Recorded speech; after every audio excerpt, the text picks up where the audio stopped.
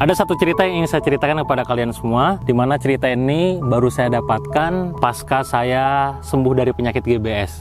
Seperti yang mungkin kalian tahu, bahwa yang namanya penyakit GBS itu penyakit yang sangat langka. Faktanya yang pertama adalah 1 dibanding 40.000 orang yang ada di dunia. Jadi memang penyakit yang sangat langka sekali, Guillain-Barré syndrome. Fakta kedua, terutama pada saat saya sakit waktu itu, dokter memvonis saya 80% itu bakal lewat alias wafat. Dan itu membuat keluarga kami semuanya penuh dengan harap, antara harap dan cemas, campur aduk. Fakta yang ketiga adalah, kalaupun misalkan seandainya saya waktu itu sehat, diberi kesempatan untuk sehat, maka peluang sehat kembali normal seutuhnya semuanya, itu adalah hanya sekian persen saja. Ya, artinya apa? Pada saat kondisi sehat sepenuhnya, tangan saya tidak bisa digerakkan, jari saya tidak bisa digerakkan, kaki saya tidak bisa digerakkan, mulut saya berbicara dalam kondisi yang tidak fasih gitu ya, dan banyak kekurangan lainnya. Tapi faktanya saat ini adalah saya bersyukur banget sama Allah Subhanahu wa taala. Kenapa demikian? Karena semua anggapan tersebut itu benar-benar tidak terjadi pada diri saya. Fakta pertama, pada saat dokter memvonis ini meninggal, saya tidak meninggal, alhamdulillah. Fakta kedua, pada saat dokter memvonis bahwa penyembuhannya butuh waktu 2 tahun. Dan yang ketiga, pada saat dokter memvonis bahwa bakal ada sisa, bersyukur alhamdulillah, masya Allah, fisik saya sempurna saat ini, terutama muncul dari kalangan orang-orang yang sama mengidap pejuang GBS kayak saya. Kang Dewa, apa sih rahasianya sebenarnya? Kenapa kok Kang Dewa penyembuhannya cepat? Kenapa kok Kang Dewa dikasih keselamatan oleh Allah? Apa sih amalan manas yang bisa membuat akhirnya Kang Dewa dikasih kesempatan kedua untuk hidup? Sejujurnya saya tidak tahu. Saya nggak tahu amalan mana yang bisa membuat saya akhirnya dipilih kembali oleh Allah untuk hidup, dikasih kesempatan kedua. Saya nggak tahu sama sekali. Sampai pada akhirnya saya coba mengingat kembali episode pada saat saya berada di rumah sakit.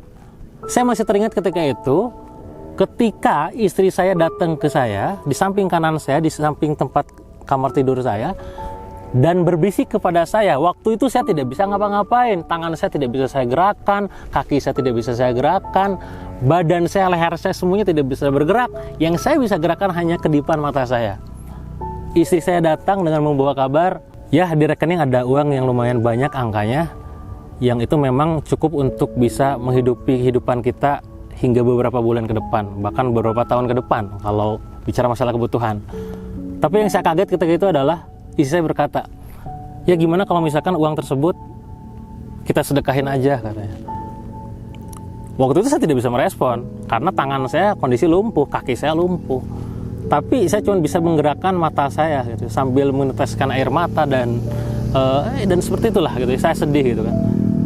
Sedih bukan berarti karena kondisi saya, tapi saya sedih, lebih tepatnya mungkin bukan sedih ya, haru gitu ya.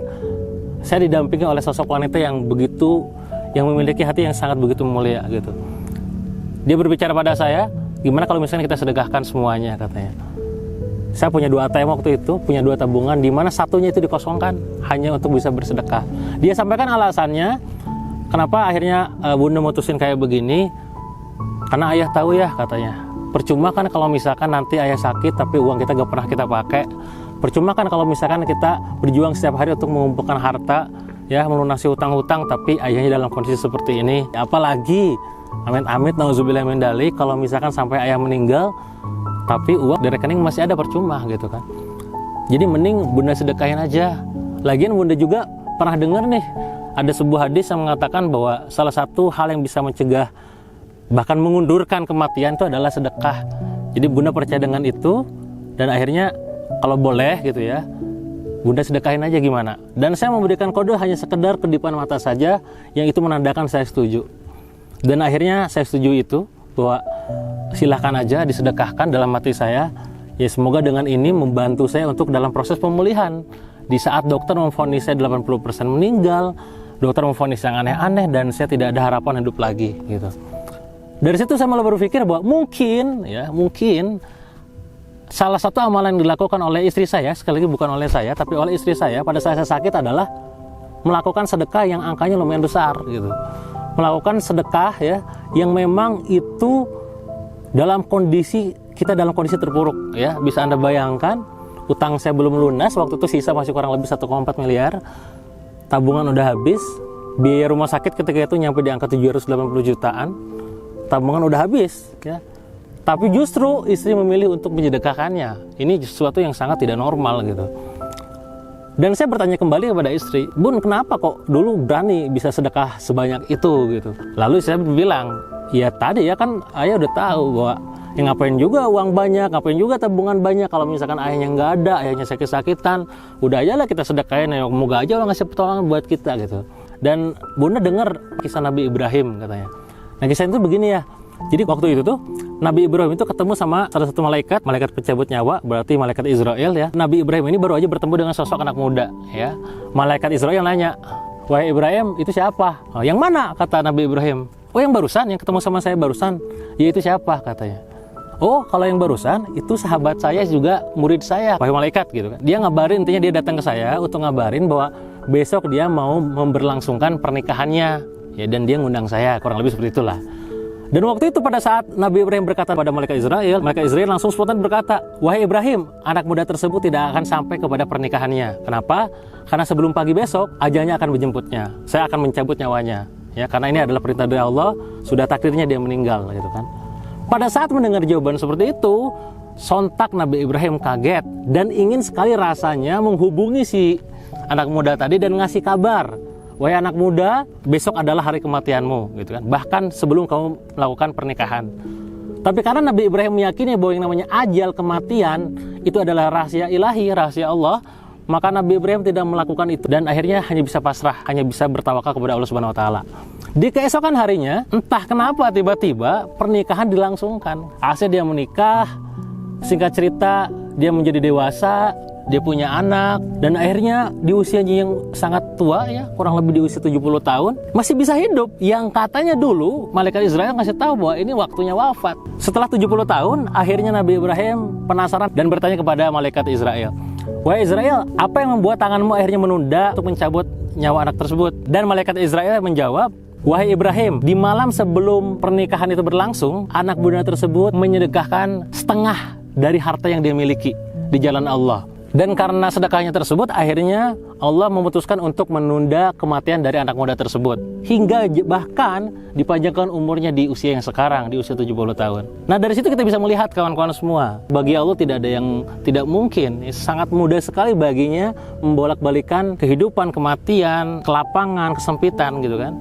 Mungkin salah satu yang membuat akhirnya saya kembali bisa hidup di episode kedua ini adalah sedekah yang dilakukan oleh istri saya. Ya, di saat semua medis menunjukkan saya parah, saya meninggal dan lain-lain, tapi justru keajaiban mulai muncul, kemustahilan terjadi. Apa itu? Saya tiba-tiba sehat dalam waktu yang sangat cepat. Dokter memvonis 2 tahun, saya 4 bulan sehat dan tidak ada sisa sama sekali. Apa hikmahnya buat kawan-kawan semua, kawan-kawan? Pada saat Anda sehat sekarang, dikasih kenikmatan kesehatan, jangan ragu lagi untuk bersedekah. Ini bukan soal kematian. Ya, sekali lagi ini bukan soal kematian. Ini tentang kehidupan kita. Jangan sampai pada saat kita mau meninggal, kita baru sadar bahwa kita selama hidup ini jarang bersedekah kepada sesama, jarang bersedekah di jalan Allah. Jangan sampai seperti itu. Bahkan kawan-kawan semua, kalau misalkan kita telaah kembali dalam surat Al-Munafikun ayat ke-10, saya coba bacakan ayatnya.